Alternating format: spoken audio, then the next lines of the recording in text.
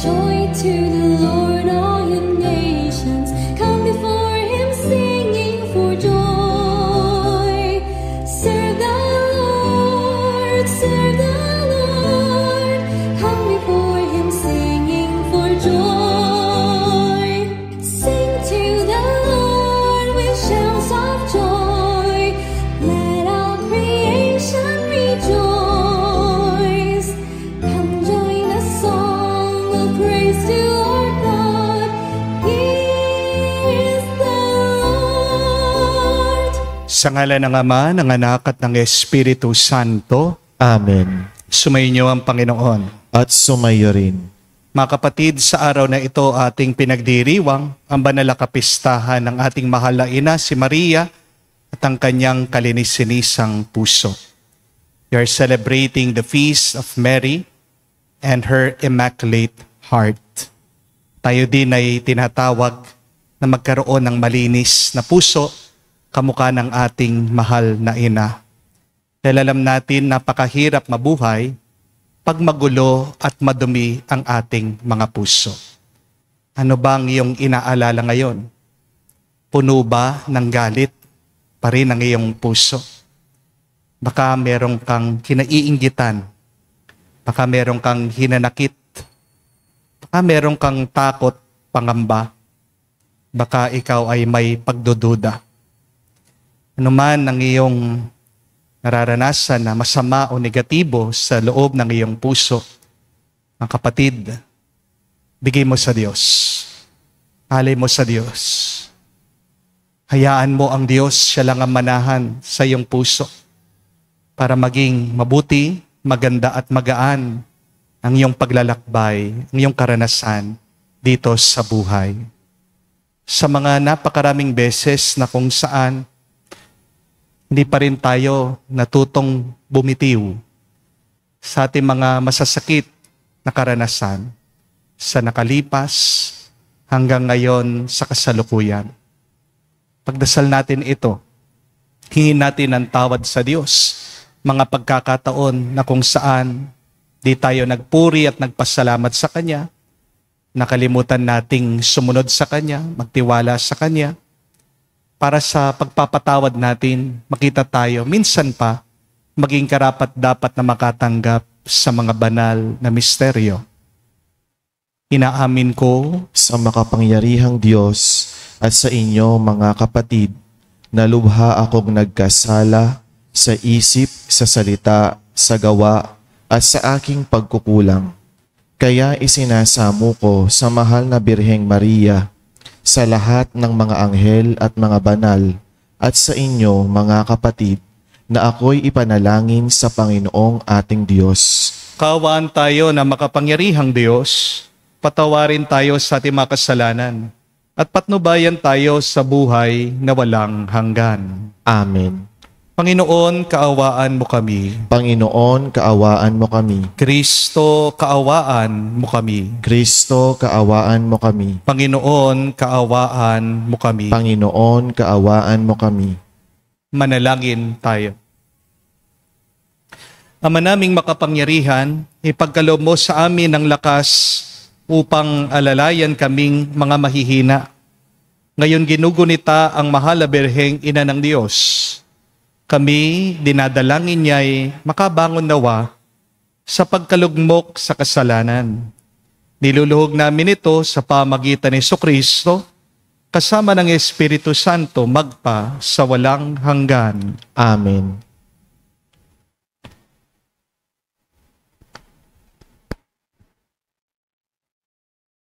Pagbasa mula sa ikalawang sulat ni Apostol San Pablo sa mga taga-Korinto. Mga kapatid, sapagkat ang pag-ibig ni Kristo ang nag-uudyok sa aking magkaganyan, ngayong malaman kong siya'y namatay para sa lahat, at dahil diyan, ang lahat ay maibibilang ng patay.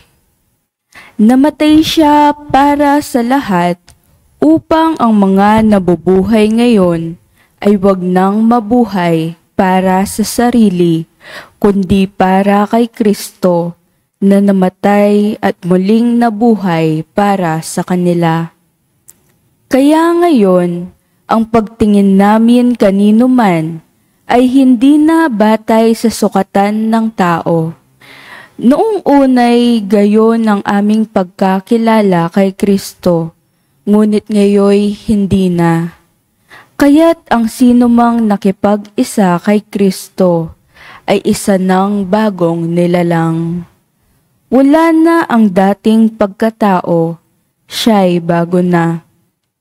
Ang Diyos ang gumawa ng lahat ng ito. Sa pamamagitan ni Kristo, ibinilang niya akong kaibigan, di na kaaway, at hinirang niya ako upang panumbalikin sa Kanya ang mga tao. Ang ibig kong sabihin, ang tao'y ibinibilang ng Diyos na Kanyang kaibigan sa pamamagitan ni Kristo at nililimot na niya ang kanyang mga kasalanan at ipinagkatiwala niya sa akin ang balitang ito. Kaya't ako'y sugo ni Kristo, parang ang Diyos na rin ang namamanhik sa inyo sa pamamagitan ko. Makipagkasundo kayo sa Diyos. Hindi nagkasala si Kristo, ngunit dahil sa atin, siya'y ibinilang na makasalanan upang makipag-isa tayo sa Kanya at mapabanal sa harapan ng Diyos sa pamamagitan niya. Ang salita ng Diyos. Salamat sa Diyos. Ang ating mahabaging Diyos ay nagmamagandang loob. Ang ating mahabaging Diyos ay nagmamagandang loob. Panginooy papurihan, purihin mo kaluluwa, ang pangalan niyang banal, purihin mo sa tuwina. Ikaw aking kaluluwa, ang Diyos ay papurihan, at huwag mong lilimutin, yaong kanyang kabutihan. Ang ating mahabaging Diyos ay magmamagandang loob. Ang lahat kong kasalanay, siya ang nagpapatawad. Ang anumang aking sakit, ginagamot niyang lahat. Sa bingit ng kamatayan, ako ay inililigtas at pinagpapala ako sa pag-ibig niya't habag. Ang ating mahabaging Diyos ay nagmamagandang loob. Kay ganda ng kalooban, mahabagin itong Diyos. Kung magalit ay banayad, kung umibig na may lubos. Banayad niya kung magalit, hindi siya nagtatanim. Yaong taglay niyang galit, hindi niya kinikimkim. Ang ating mahabaging Diyos ay nagmamagandang loob. Ang agwat ng lupa't langit, sukatin may hindi kaya. Gayon ang pag-ibig ng Diyos sa may takot sa Kanya. Ang silangan at kanluran, kung gaano ang distansya, gayong-gayon ang pagtingin sa sinumang nagkasala. Ang ating mahabaging Diyos ay nagmamagandang loob.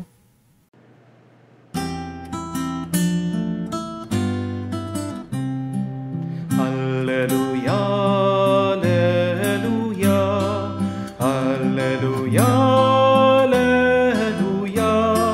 alleluia, alleluia, alleluia, alleluia, alleluia, alleluia, alleluia, alleluia.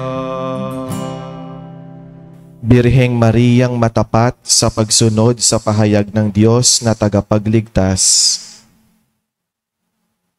Sumainyo ang Panginoon. At sumainyo rin. Ang mabuting balita ng Panginoon ayon kay San Lucas. Papuri sa iyo, Panginoon. Taon-taon tuwing pista ng Paskwa, ang mga magulang ni Jesus ay pumupunta sa Jerusalem. At nang 12 taon na siya, pumaroon sila gaya ng dati nilang ginagawa. Pagkatapos ng pista, sila'y umuwi na. Nagpaiwan si Jesus sa Jerusalem, ngunit hindi ito napansin ng kanyang mga magulang. Sa pag-aakala na isa na si Jesus ay kasama ng isa, nagpatuloy sila na maghapong naglalakbay. Nang malaman nilang hindi siya kasama, sila'y hinanap nila sa kanilang mga kamag-anak at kakilala. Hindi nila siya matagpuan, kaya't bumalik sila sa Jerusalem upang doon hanapin. At nang 3 araw natagpuan nila si Jesus sa loob ng templo, nakaupong kasama ng mga guro. Nakikinig siya sa kanila at nagtatanong. At ang lahat ng nakarinig sa kanya ay namangha sa kanyang katalinuhan. Nagtaka rin ang kanyang mga magulang nang siya'y makita. Sinabi ng kanyang ina, "Anak, bakit naman ganyan ang ginawa mo sa amin? Balisang-balisa na kami ng iyong ama sa paghahanap sa iyo." Sumagot siya, "Bakit po ninyo ako hinahanap? Hindi ba ninyo alam na ako'y dapat nasa bahay ng aking ama?" Ngunit hindi nila nauunawaan ang pananalitang ito. Siya'y umuwing kasama nila sa Nazareth at naging isang masunuring anak. Ang lahat ng bagay na ito ay iningatan ng kanyang ina sa kanyang puso. Mga kapatid, ang mabuting balita ng ating Panginoon. Pinupuri ka namin, Panginoong Hesukristo. Magandang araw po muli sa inyong lahat. Magandang araw po, Father. May napakaganda pong kasabihan. Ang sabi po, ang isang magandang puso ay higit na mahalaga kesa sa 1,000 magandang muka. Remember that, my dear friends. One beautiful heart is worth more than 1,000 beautiful faces. O nga naman, aanuhin mo ang magandang muka kung pangit naman ang ugali ng tao, di po ba? Ang matatandaan ng mga tao, bandang huli, ay hindi kung gaano kaganda ang iyong muka. Dahil ang ating mga muka, nagbabago. Ang iyong kagandahan, nawawala. Bandang huli, ang maaalala sa iyo ay kung gaano kaganda ang pag-uugali mo. Amen? Tandaan, walang beauty contest sa langit. Ang pinapapasok ng Diyos sa kanyang kaharian ay hindi po yung mga flawless skin. Ang pinipili ng Diyos bandang huli ay yung mga may flawless character. Opo, wala naman pong taong perpekto. Lahat tayo nagkakamali, lahat tayo nagkakasala. Kaya nga, kailangan natin palagi na maniwala, sumunod sa Diyos. Kailangan natin ang grasya ng Panginoon para maging perpekto ang ating pag-uugali at pagkatao. Pero tandaan natin yan, ang mangyayari sa katapusan ng ating buhay ay paghuhusga. In the end, we will be judged by God. At paano po tayo huhusgahan ng Diyos? Ano ang kanyang pamantayan? Titignan ng Diyos kung gaano ka kabait, kabuti, at kung talagang nagmahal ka sa iyong mga kapwa. Marami pong mga produkto ngayon ang nagpapaganda sa muka. Pero pagkamahal-mahal, di po ba? Makukuha mong maubos ang iyong pera para lang makabili ka ng beauty product. Pero nakakalimutan natin, may libreng pampaganda o pampagwapo. Ano po? Ang kagandahang loob. Ang iyong pananampalataya sa Diyos. Kahit na gaano ka kaganda o kagwapo, kung masama naman ang ugali mo, nagiging pangit ka pa rin sa paningin ng ibang tao. Unahin natin pagandahin ang ating mga puso at kalooban kesa sa ating mga muka. At ang magandang puso ay nag-uumpisa sa isang malinis na kalooban. A beautiful heart is a clean heart. Ngayon po ang tanong, paano natin gagawing malinis ang ating mga puso? Ang sagot, matuto tayo sa halimbawa ng ating mahal na ina, si Maria, ang may malinis na puso. Yes, Jesus had the Sacred Heart. But Mary is our example for a immaculate heart. Meron pong 3 H si Maria, kaya naging malinis at maganda ang puso niya. First, Mary had a humble heart. Ang pusong mapagkumbaba ay isang malinis na puso. Tandaan niyo po ang kababaang loob ni Maria. Sumunod siya sa kagustuhan ng Diyos na maging ina ng ating Panginoong Hesukristo, ang tagapagligtas ng mundo. Kapag marunong kang magpakumbaba, marunong kang bumitaw sa mga bagay na hindi mo naman talaga kailangan sa buhay na ito. Ang pusong mayabang, nakakapit sa mga hindi kailangan. Ang mayabang, nakakapit sa pangalan, sa kasikatan. Ang mayabang, nakakapit palagi sa kayamanan. Iniisip, ito ay mas mahalaga. Iniisip, ito ang makakapagligtas sa kanya. Ang mayabang, nakakapit sa paniniwala, sila ang tama. Di po ba? Dumudumi ang puso natin. Nagiging magulo ang ating relasyon at ugnayan dahil lang sa pride at kayabangan. Magiging malinis ang loob mo kung marunong kang yumuko at magpakumbaba. Kapag hindi ka marunong na sumunod sa doktor, magsasayang lang kayo ng oras. At baka mas lalo pang lumala yung kalagayan mo, yung kalusugan mo. Di po ba? Bakit ang dumi ng puso mo ngayon? Baka ayaw mo kasing sumunod o magpakumbaba sa Diyos. Baka sinusundan mo lang yung sarili mong kagustuhan. Ang unang hakbang para maging malinis at maganda ang ating puso at buhay ay ang pagpapakumbaba. But second, Mary had a happy heart. Ang isang masayang puso ay isang malinis at magandang puso. Bakit po masaya si Maria? Kasi marunong siyang magpasalamat. Sa Ebanghelyo, narinig po natin pumunta si Maria at Jose sa templo para ialay ang ating Panginoong Hesukristo sa Diyos. At bawat taon, alam po natin, walang mintis, pabalik-balik itong magpapamilyang ito sa templo para magdasal, para manalangin, para magpuri kay Yahweh sa Diyos. Makalimutan na ang lahat, pero si Maria, hindi niya nakakalimutan na magpuri at magpasalamat palagi sa Diyos. Minsan, yan ang problema sa atin. Dahil sa napakarami natin mga concern, napakarami ng ating mga ginagawa, very basic, di po ba? Yung magpasalamat lang sa Diyos, sa biyaya na pinagkaloob sa atin, sa buhay na tinanggap natin, sa grasya na ating natatamasa at nararanasan, hindi pa natin magawa.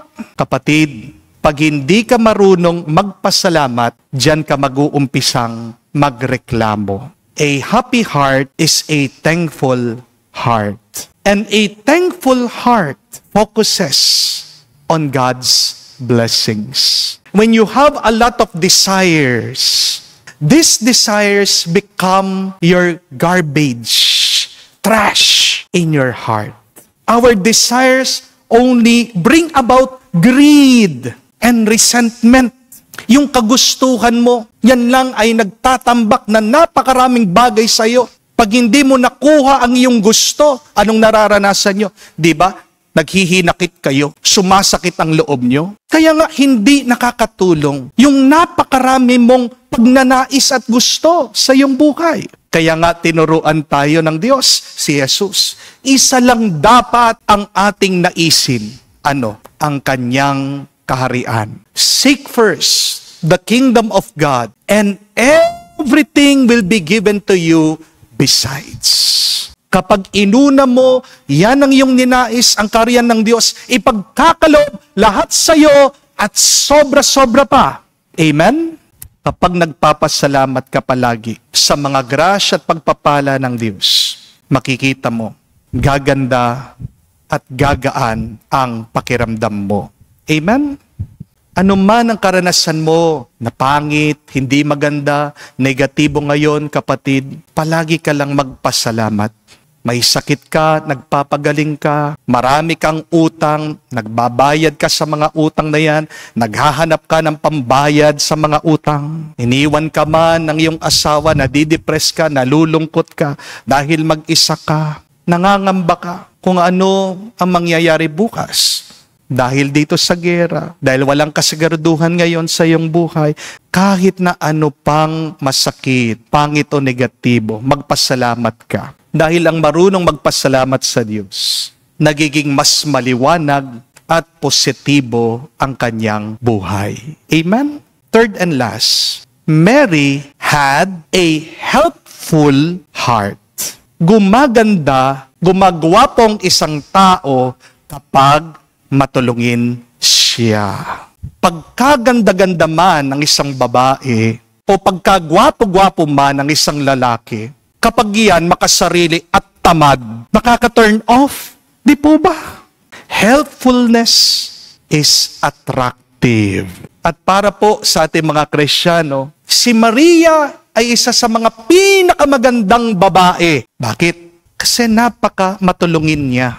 Sipin nyo, balikan nyo ang kwento sa Mabuting Balita. Nung nabalitaan niya ang matanda niyang kamag-anak si Santa Elizabeth ay nagdadalang tao, kahit na malayo sa kanila, tumakbo siya, nagmadali siya, pinuntahan niya itong kanyang kamag-anak para tulungan siya. Nakiusap si Maria sa kanyang anak, tulungan yung mga bagong kasal kasi naubusan na sila ng alak. Ayaw niyang mapahiya yung mga bagong kasal. At ano ang naging resulta nun? Ang unang milagrong ginawa ng ating Panginoong Jesucristo. Do you realize that? That it is because of Mary that Jesus did His first miracle.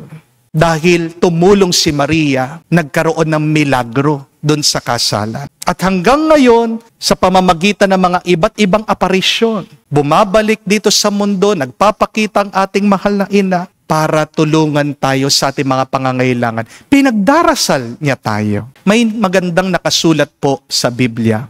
Read Luke chapter 11, verse 14. It says, "If you give alms, you will be clean. Give alms, and you will be clean." Nakakalinis ng ating puso at pagkatao ang paglilimos, ang pagiging matulungin. Dahil kung hindi ka marunong magbigay, naiipon lang ang mga bagay sa iyong buhay, nagiging dumi, nagiging basura. Ano ang iyong mga hindi mabitawan? Ano ang mga bagay na hindi mo maibigay sa Diyos? Maganda rin itanong, handa ba akong tumulong sa iba? Kung tumutulong ka lang para magkahiwalay kayo nung humihingi ng tulong, kapatid, hindi malinis ang puso mo. Kung tumutulong ka para lang wala silang masabi tungkol sa'yo, hindi talaga malinis ang puso mo. Kasi tumutulong ka, napuwersahan ka lang, napilitan ka lang. Kung tumutulong ka dahil may kamera, may nakatingin, may nanunood, hindi talaga busilak at malinis ang puso mo.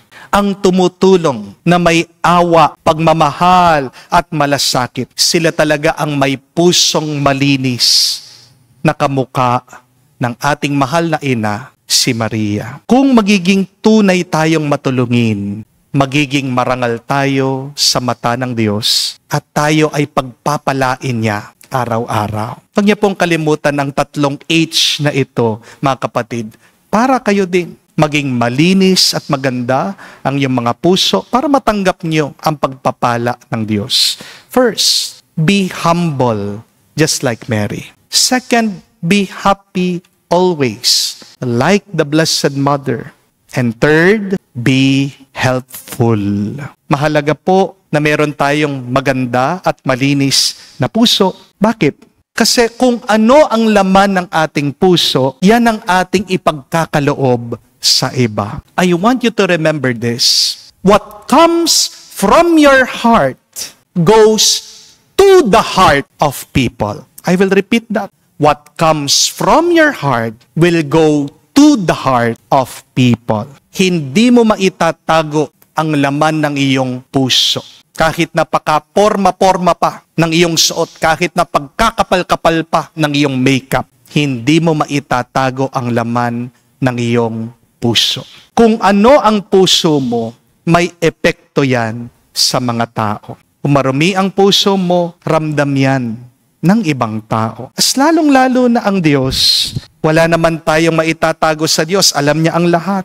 Kita ng Diyos, nababasa niya ang laman ng ating mga puso. Kaya ngayon pa lang sikapin po natin, magkaroon tayo ng mas malinis na puso. Pagdasal natin ito sa Diyos dahil pinangako ni Jesus, mapalad ang mga may malinis na puso dahil sa kanila ang kaharian ng Diyos. Umpisan po natin sa pagpapakumbaba, paghingi ng tawad sa ating mga nagawang kasalanan. Sumunod, piliin natin maging masaya. Araw-araw magpasalamat tayo sa Diyos.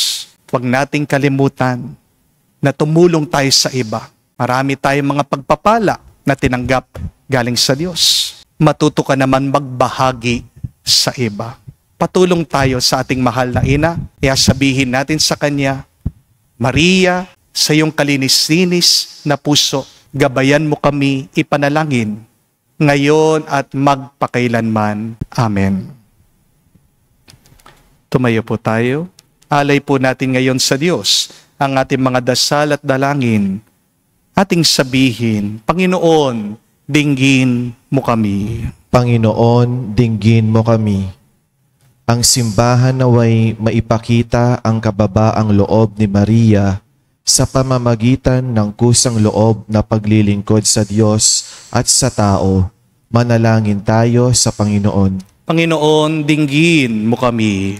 Si Kristo naway makatagpo ng isang bukas na tahanan sa puso ng mga tao, katulad ng natagpuan niyang nakahandang tirhan kay Maria. Manalangin tayo sa Panginoon. Panginoon, dinggin mo kami. Ang tunay na diwa ng pananalangin naway tumimo ng malalim sa puso ng mga tao upang marinig nila ang daing ng mga dukha kung paanong lumagos ito sa kalinis-linisang puso ni Maria. Manalangin tayo sa Panginoon. Panginoon, dinggin mo kami. Sa katahimikan po ng ating puso, banggitin natin sa Diyos ang ating mga dasal at personal na intensyon. Diyos, aming Panginoon at Guro, tinisin mong aming mga puso upang tanggapin namin si Kristo ng iyong anak ayon sa diwa ng pananampalataya at pagsunod kay Maria. Hinihiling namin ito sa pamagitan ni Kristo, aming Panginoon. Amen.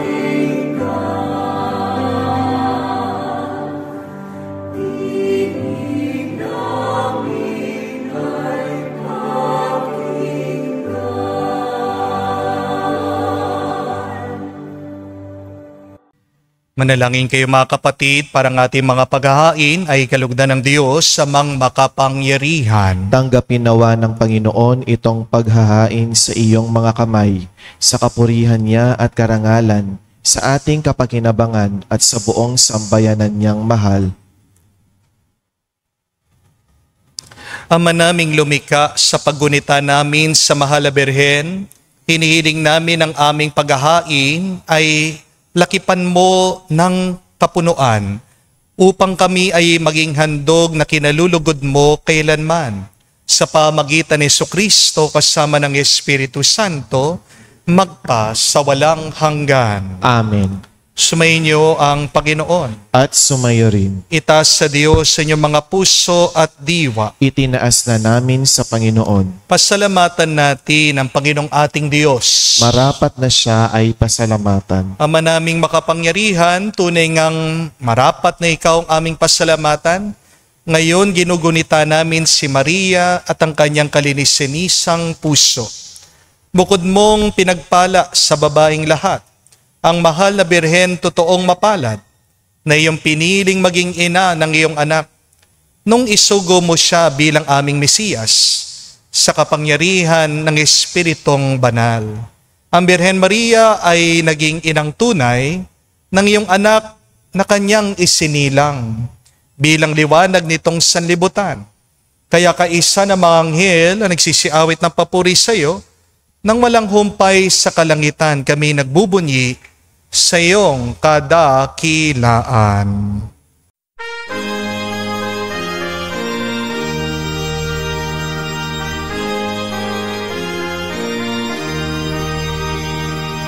Santo, Santo, Santo, Panginoong Diyos ng mga hukbo, napupuno ang langit at lupa ng kadakilaan mo.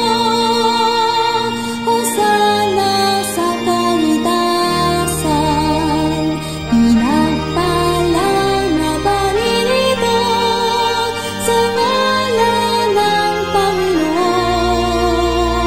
Hosana sa kaitasan, Hosana sa kaitasan.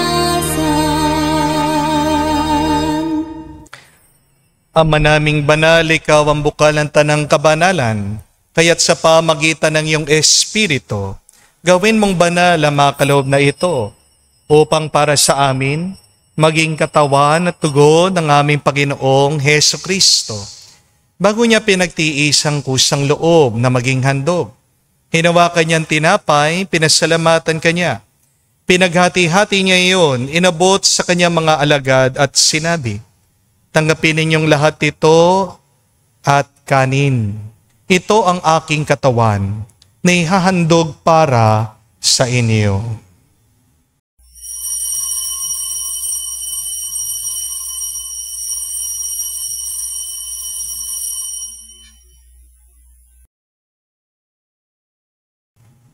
Gayon din naman, nung matapos ang hapunan, hinawakan niyang kalis.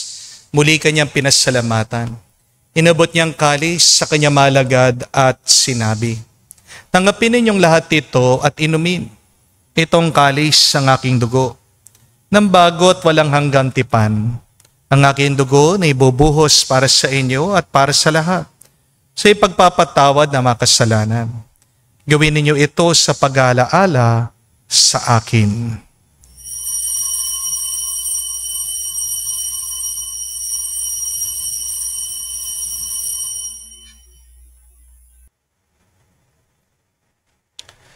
Ang misteryo ng pananampalataya.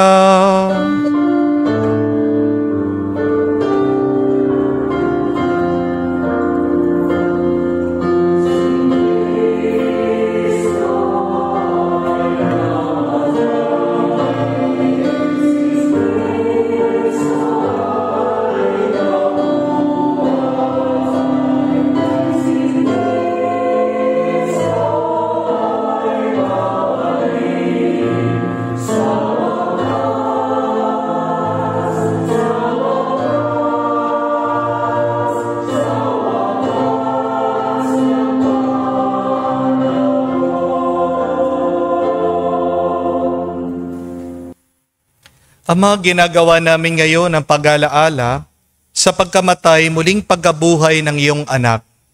Kaya tinihalay namin sa iyong tinapay nagbibigay buhay at ang kalis na nagkakaloob ng kaligtasan. Kami nagpapasalamat dahil kami yung minarapat na tumayo sa harap mo para maglingkod sa iyo. Sinasamo namin kami magsalo-salo sa katawan at dugo ni Kristo ay mabuklod sa pagkakaisa sa pamagitan ng Espiritu Santo. Amalingapin mong yung simbahan laganap sa buong daigdig. Puspusin mo kami sa pag-ibig. Kaisa ni Leon, ang aming Santo Papa, si Florentino, aming Arsobispo at ng Tanang Kaparian. Alalahanin mo rin ang aming mga kapatid na nahimlay. May pag-asang sila'y muling mabubuhay. Gayon din naman lahat ng mga pumanaw. Kawan mo't sila't patuloyin sa iyong kaliwanagan. Kawan mo't pagnidapatin kaming lahat na makasalo sa iyong buhay na walang wakas. Kaisa na mahal na Birhen Maria, Ina ng Diyos, kaisa ni San Jose ang kanyang malwalhating esposo, kaisa na mga apostol, lahat na mga banal, na namuhay dito sa daigdig na kalugod-lugod sa iyo. May pagdiwang nawa namin ang pagpupuri sa ikararangal mo sa pamagitan ng iyong anak, aming Panginoong Hesukristo.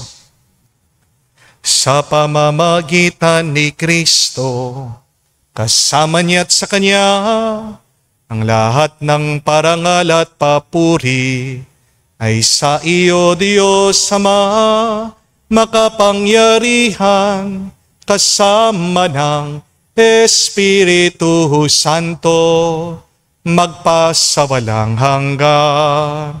Amen, Amen, Amen.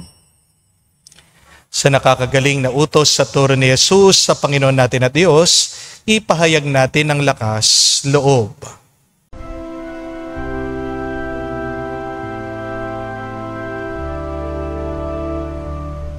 Ama namin, sumasalangit ka, sambahin ang ngalan mo, mapasa amin ang kaharian mo, sundin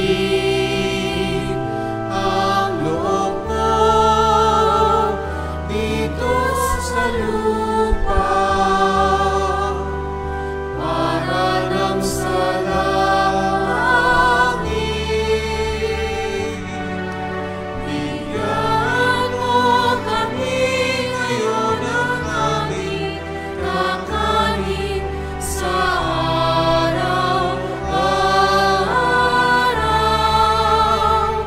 at patawarin mo kami sa aming mga sala, para ng pagpapatawad namin sa nagkakasala sa amin.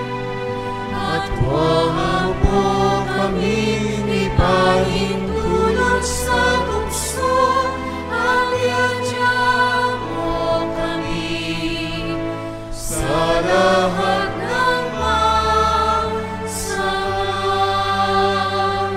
Hinihiling namin kami adya sa lahat na masama, pagkalooban ng kapayapaan araw-araw, ligtas sa kasalanan, nilayo sa lahat ng kapamakan, samantalang aming pinanabikan ang dakilang araw ng pagpapahayag ng tagapagligtas naming si Hesukristo. Sapagkat iyo ang kaharian at ang kapangyarihan at ang kapurihan magpakailanman. Amen.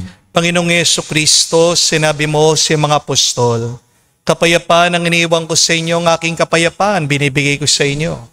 Tunghayan mo ang aming pananampalataya at huwag ang aming pagkakasala.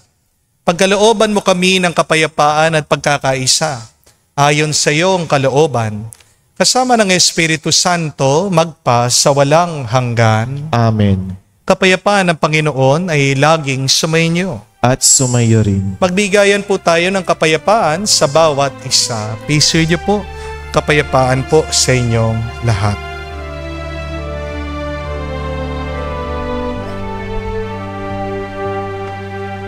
Kordero ng Diyos na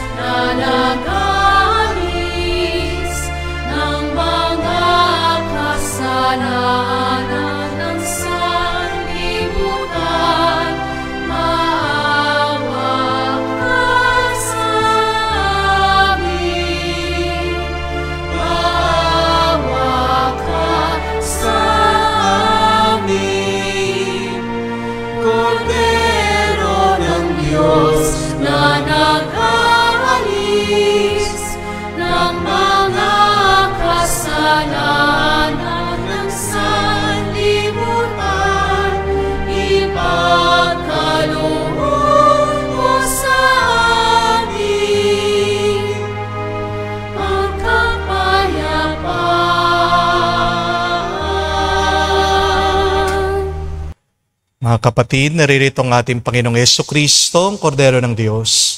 Siya nag-aalis sa mga kasalanan ng sanlibutan. Mapalad tayong lumalapit sa piging ng Kordero.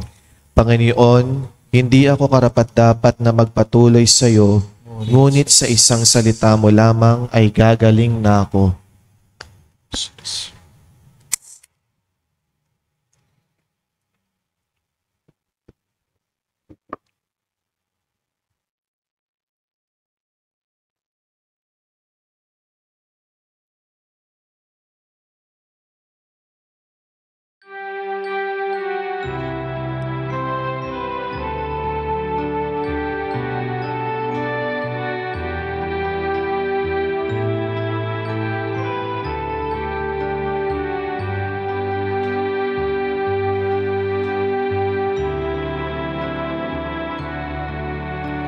Alam mong pagkatao ko, wala akong matatago.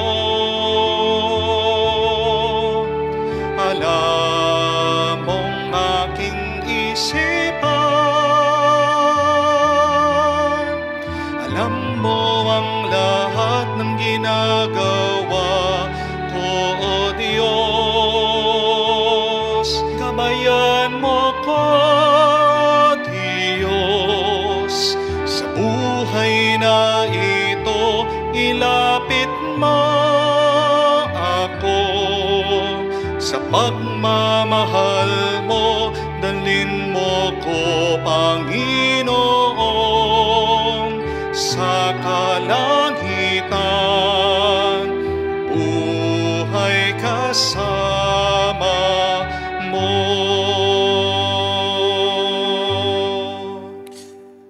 Lumuhod po tayo ngayon para ipanalangin natin ang mga kapatid nating may sakit sa pamagitan ng mapaghimalang panalangin ni Padre Pio. Heavenly Father, we thank you for loving us. We thank you for sending your Son, our Lord Jesus Christ, to the world to save and to set us free. We entrust in your power and grace that sustain and restore us. Loving Father, touch with your healing hand our brothers and sisters now who are sick and ill. For we believe that your will is for them to be well in mind, body, soul, and spirit. Cover them with the most precious blood of your Son, our Lord Jesus Christ, from the top of their head to the soles of their feet. Cast out anything that should not be in them. Root out any unhealthy and abnormal cells. Open any blocked arteries or veins, and rebuild and replenish any damaged areas. Remove all inflammation and cleanse any infection by the power of Jesus' precious blood. Let the fire of your healing love pass through their entire body to heal and to make any new disease areas so that their body will function the way that you created it to function. That touch also their mind and their emotion, even the deepest recesses of their hearts. Saturate their entire being with your presence, love, joy, and peace, and draw them ever closer to you every moment of their life. And Father, fill them with your Holy Spirit. Empower them to do your works so that their life will bring glory and honor to your holy name. We ask this in the mighty and powerful name of our Lord Jesus Christ. Amen. Padre Pio of Petralcina, pray for us. Tumayo po tayo. Manalangin tayo. Ama naming mapagmahal, ang aming pagsasalo sa haying nagbibigay buhay sa paggunita namin sa mahal na ina ng iyong anak, ay magdulot nawa sa amin ng iyong kagandang loob, upang laging madamang iyong paglingap sa pamagitan ni Jesucristo, kasama ng Espiritu Santo, magpa sa walang hanggan. Amen. 3 H, kamuka ng ating mahal na ina, ang kailangan natin para maging malinis at maganda ang ating mga puso. First, you need to be humble, humility. Ang pinakaugat ng kasalanan ay dumidin ng ating kalooban, ay nagmumula yan sa kataasan ng loob. The opposite of humility is pride. Kaya nga, masikapin natin tayo sumunod sa Diyos, magpakumbaba sa Kanya. Pangalawa, you need to be happy. Choose to be happy just like our Blessed Mother. Kapag hindi ka nagpapasalamat, ikaw ay nagrereklamo.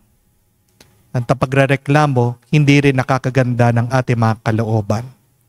Isa pang dahilan ng dumi ng ating mga puso ay ang inggit. Bakit ka naiinggit? Kasi nakakalimutan mo na pinagpala ka din. Hindi mo na nakikita, hindi mo napapansin ang mga grasya at bendisyon ng Diyos sa iyong buhay. And third H, you should be just like Mary, helpful.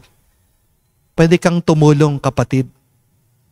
Kahit na wala kang pera, meron kang oras, meron kang lakas, pwede mong ipagkaloob yan. The more that you give, the more that you receive. Give alms, and you will be clean.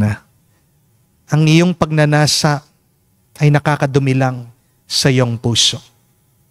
Pag marami kang pagnanais, nagiging matakaw ka. Kung hindi mo nakukuha ang iyong gusto, sumasakit ang loob mo.